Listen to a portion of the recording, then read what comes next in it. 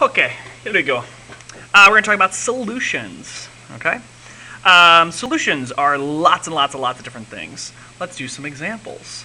Anything where you usually have solids dissolved in liquids, but it doesn't have to be that. Okay, so examples could be blood. Okay, all your blood cells, platelets, and all those things floating around in the liquidy layer of your blood, which is mainly just water. Okay, sugar water is probably a little bit better of an example. Okay.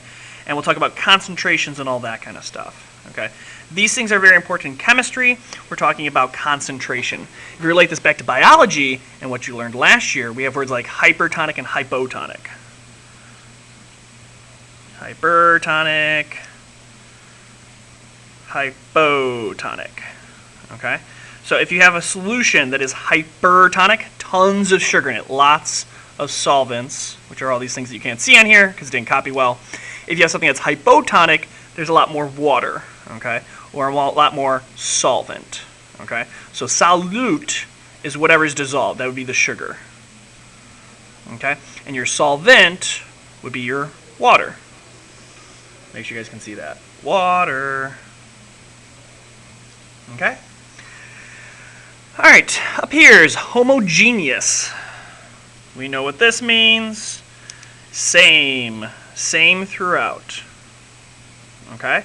So if we go back a little bit and we talk about all our mixtures from like second quarter, if we take sand and try to throw it in here, it just sinks all the way to the bottom. That is a heterogeneous mixture. It's not mixed evenly throughout. It is not the same. Okay? Solutions are always homogeneous mixtures. Okay? We can separate these by filtration. Okay? And there's lots of different ways we can do that. You can set up a filter and actually pull out your solids. Sometimes it's by temperature.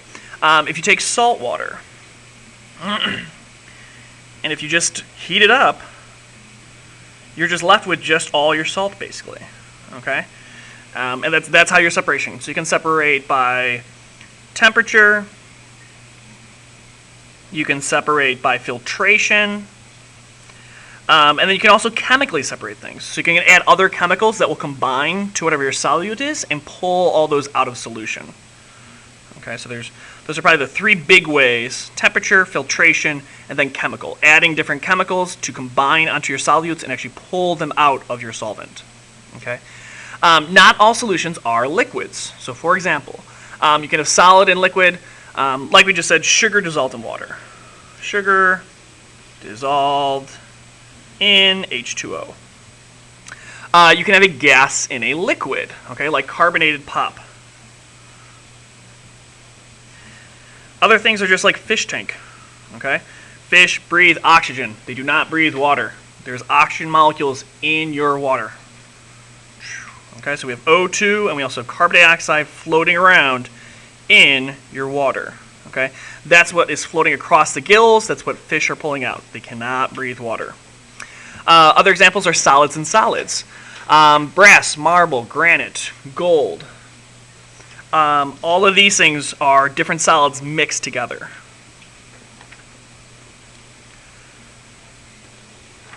And when I say gold, we mean like gold like in rock, basically. We want to separate it from everything. So there'll be different solids in other solids. Okay. You can have liquids in gases. So just humidity in the air. Humidity. Okay. On a very humid day, your solute would actually be the water, and your solvent is actually the air.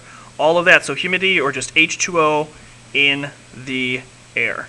Okay, so these are all different examples of different solutions. Aqueous solution, AQ. Okay, this should kind of look familiar. We also had solids, liquids, and gases. Okay, aqueous is anything that is water. Anything that basically water is your solvent. Okay. Alloys. Alloys are any solids within a solid. Solid in a solid. Okay. And what we're mainly thinking of is metals. Okay. A lot of time and energy is put into pulling out very expensive metals out of rock and very inexpensive things. All those metals that are found in your phone are usually found in alloys. And all those very expensive things need to be separated from the cheap dirt, rock, and all that kind of stuff. Okay. Let's talk about dilute and concentrated. Okay. If we want to dilute a solution, we want a low concentration.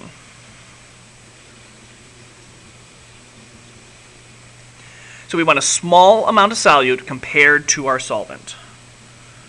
Small amount of solvent,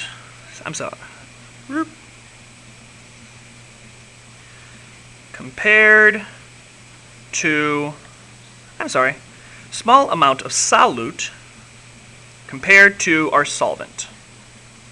Okay? So if we drew a picture of this, if we want to dilute something, you're usually adding water. Okay? We have a very small amount of our solvent. If it's concentrated, it's very high concentration. We have a very large amount of solutes compared to our solvent. Okay, very sugary water, very like Gatorade or Kool-Aid, lots and lots of sugars. Okay, so lots and lots and lots, high concentrations. Everything has a certain saturation point where eventually the sugars no longer stay in there and they fall out of the liquid. Okay. All right, so that's solutions. Go ahead, put this into your next notebook page.